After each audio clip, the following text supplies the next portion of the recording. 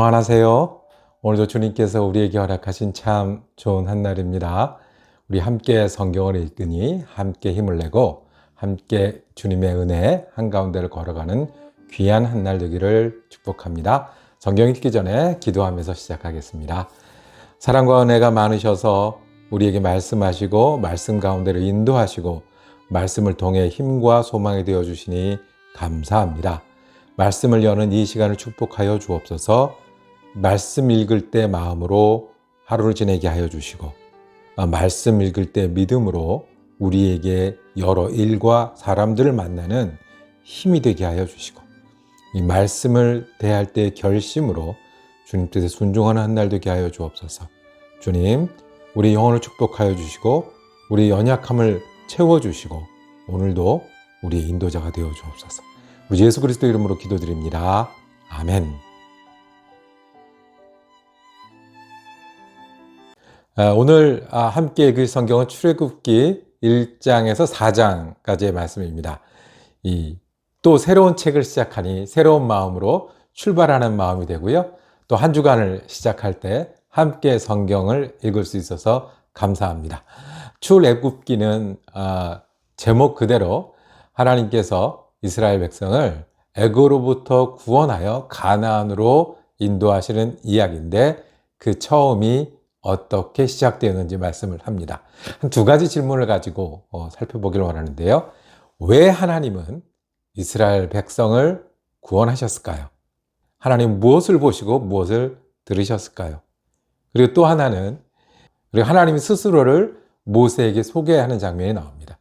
하나님의 이름이 무엇이라고 소개되는지 어떤 의미인지 요거 살펴보면 또 도움이 되겠습니다. 성경 읽고 저는 다시 돌아오겠습니다. 출애굽기 1장. 야곱과 함께 각각 자기 가족을 데리고 이집트로 내려간 이스라엘의 아들들의 이름은 르우벤과 시므온과 레이와 유다와 이사갈과 스불론과 베냐민과 단과 납달리와 갓과 아셀이다. 이미 이집트에 내려가 있는 요셉까지 합하여 야곱의 혈통에서 태어난 사람은 모두 70명이다.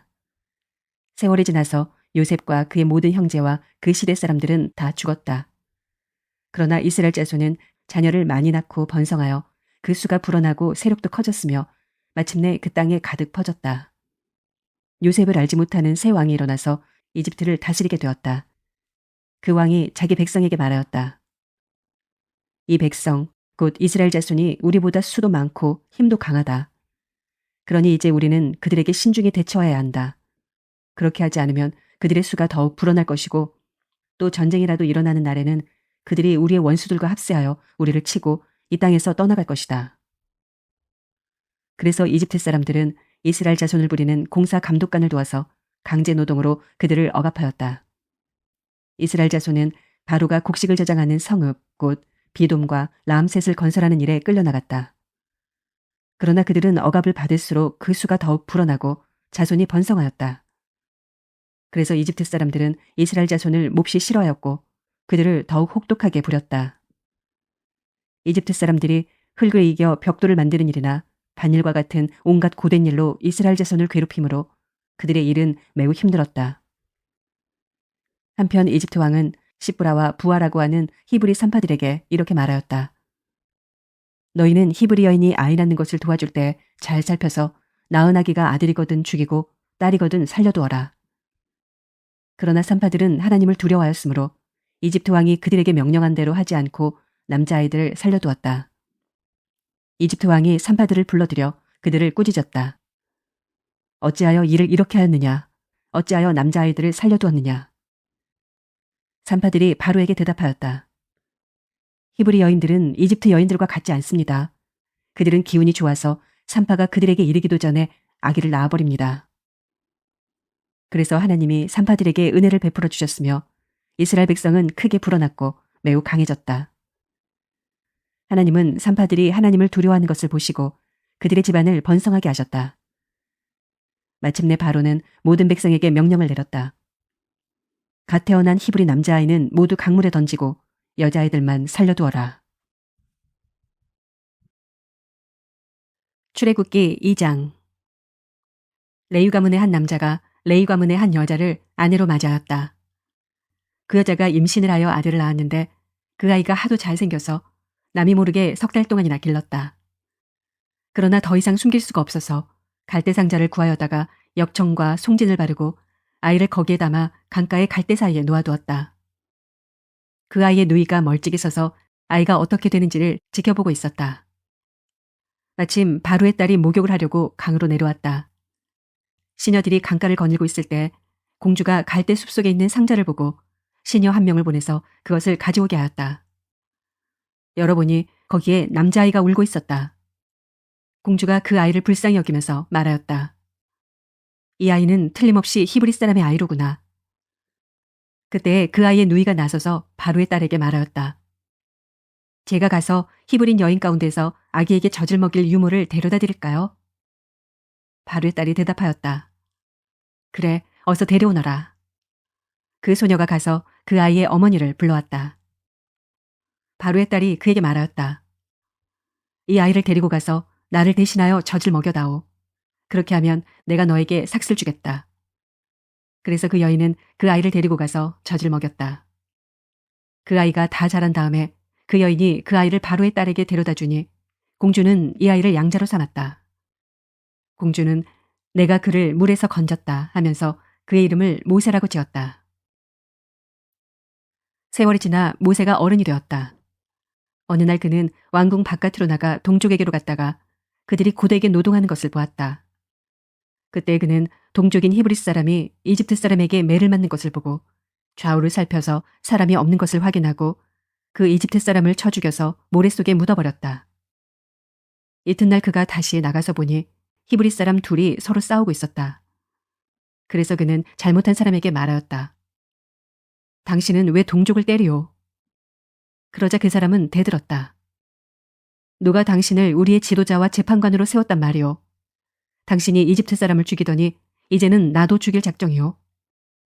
모세는 일이 탄로난 것을 알고 두려워하였다. 바로가 이 일을 전하여 듣고 모세를 죽이려고 찾았다. 모세는 바로를 피하여 미디안 땅으로 도망쳐서 거기에서 머물렀다. 어느 날 그가 우물가에 앉아있을 때이다. 미디안 제사장에게 7딸이 있었는데 그 딸들이 그리로 와서 물을 길어 구유에 부으며 아버지의 양떼에게 물을 먹이려고 하였다.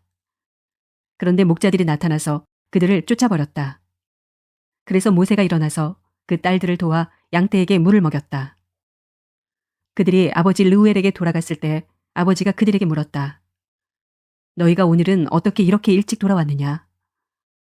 그들이 대답하였다. 어떤 이집트 사람이 목자들의 손에서 우리를 구하여 주고 우리를 도와서 물까지 길어 양떼에게 먹였습니다. 아버지가 딸들에게 말하였다. 그 사람이 어디 있느냐? 그런 사람을 그대로 두고 오다니 어찌 그럴 수가 있느냐? 그를 불러다가 음식을 대접하라. 르우엘은 모세가 기꺼이 자기와 함께 살겠다고 하므로 자기 딸 시보라를 모세와 결혼하게 하였다. 시보라가 아들을 낳으니 모세는 내가 낯선 땅에서 나그네가 되었구나 하면서 아들의 이름을 게르솜이라고 지었다. 세월이 많이 흘러서 이집트의 왕이 죽었다.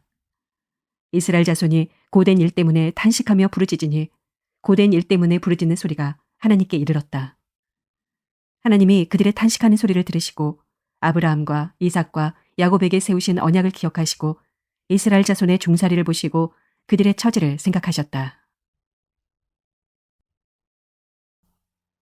출애굽기 3장. 모세는 미디안 제사장인 그의 장인 이드로의 양떼를 치는 목자가 되었다. 그가 양떼를 몰고 광야를 지나서 하나님의 산 호렙으로 갔을 때 거기에서 주님의 천사가 떨기 가운데서 이는 불꽃으로 그에게 나타났다.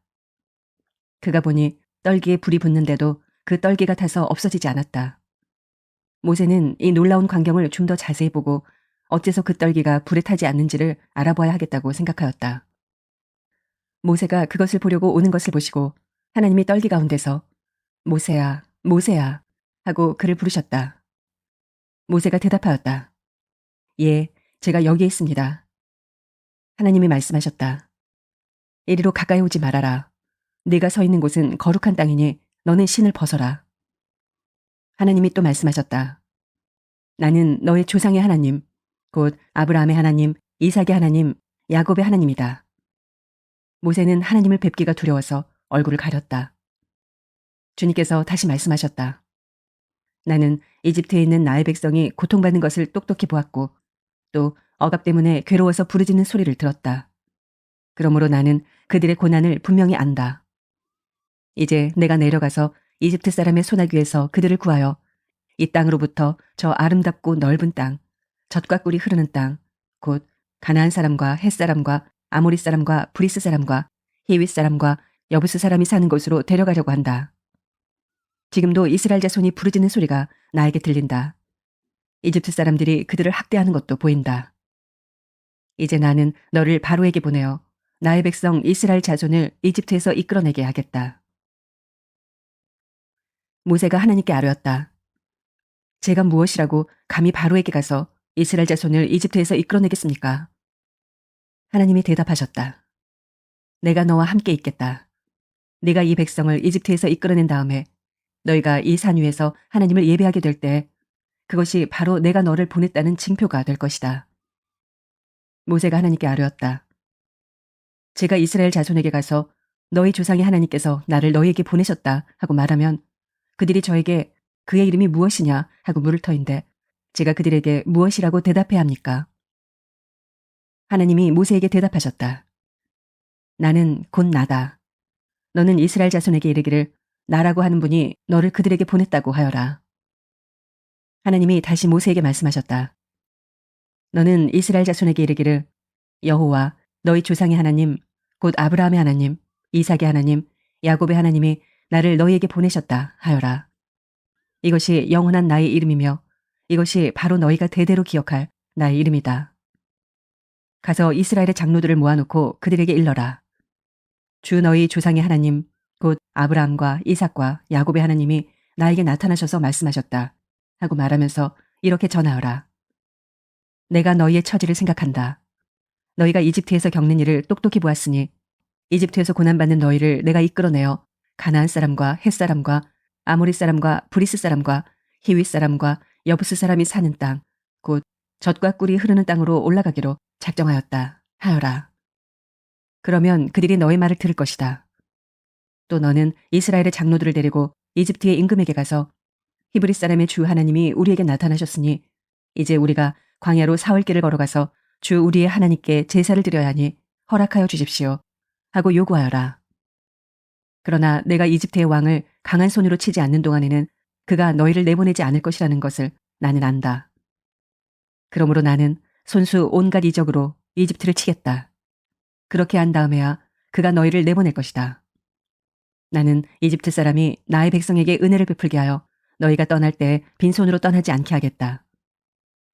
여인들은 각각 이웃에 살거나 자기 집에 함께 사는 이집트 여인들에게서 은부치와 금부치와 의복을 달라고 하여 그것으로 너희 아들 딸들을 치장하여라. 너희는 이렇게 이집트 사람의 물건을 빼앗아 가지고 떠나갈 것이다. 출애굽기 4장. 그러나 모세는 이렇게 말씀을 드렸다. 그들이 저를 믿지 않고 저의 말을 듣지 않고 주님께서는 너에게 나타나지 않으셨다 하면 어찌합니까? 주님께서 그에게 물으셨다. 네가 손에 가지고 있는 것이 무엇이냐? 모세가 대답하였다. 지팡이입니다. 주님께서 말씀하셨다. 그것을 땅에 던져보아라. 모세가 지팡이를 땅에 던지니 그것이 뱀이 되었다. 모세가 그 앞에서 피하니 주님께서 모세에게 말씀하셨다.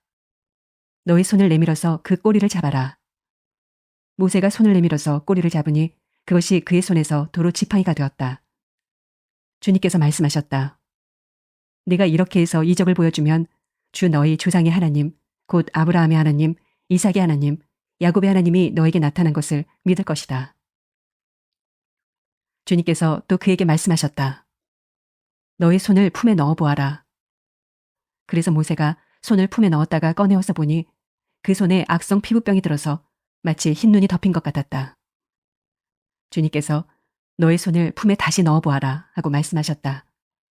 그가 손을 다시 품에 넣었다가 꺼내어서 보니 손의 살이 본래대로 돌아와 있었다. 그들이 내가 하는 말도 믿지 않고 첫 번째 이적의 표징도 받아들이지 않더라도 두 번째 이적의 표징은 믿을 것이다. 그들이 이 두 이적도 믿지 않고 너의 말도 믿지 않으면 너는 나일강에서 물을 퍼다가 마른 땅에 부어라. 그러면 나일강에서 퍼온 물이 마른 땅에서 피가 될 것이다. 모세가 주님께 아뢰었다. 주님, 죄송합니다. 저는 본래 말재주가 없는 사람입니다. 전에도 그랬고 주님께서 이 종에게 말씀을 하고 계시는 지금도 그러합니다. 저는 입이 둔하고 혀가 무딘 사람입니다. 주님께서 그에게 말씀하셨다. 누가 사람의 입을 지었느냐? 누가 말 못하는 일을 만들고 듣지 못하는 일을 만들며 누가 앞을 볼 수 있는 사람이 되게 하거나 앞 못 보는 사람이 되게 하느냐? 바로 나 주가 아니더냐? 그러니 가거라. 내가 말하는 것을 내가 돕겠다. 내가 할 말을 할 수 있도록 내가 너에게 가르쳐 주겠다. 모세가 머뭇거리며 주님, 죄송합니다. 제발 보낼 만한 사람을 보내시기 바랍니다. 하고 말씀드리니 주님께서 모세에게 크게 노하시어 말씀하셨다. 레위 사람인 너의 형 아론이 있지 않느냐? 나는 그가 말을 잘하는 줄 안다. 그가 지금 너를 만나러 온다. 그가 너를 보면 참으로 기뻐할 것이다. 너는 그에게 말하여 주어라. 네가 할 말을 그에게 일러주어라. 내가 말을 할 때에나 그가 말을 할 때 내가 너희를 둘 다 돕겠다.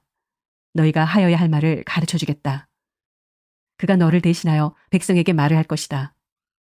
그는 너의 말을 대신 전달할 것이요 너는 그에게 하나님같이 될 것이다.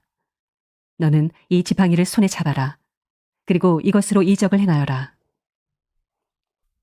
모세가 그의 장인 이드로에게 돌아가서 이렇게 말하였다. 저는 이제 떠나야겠습니다.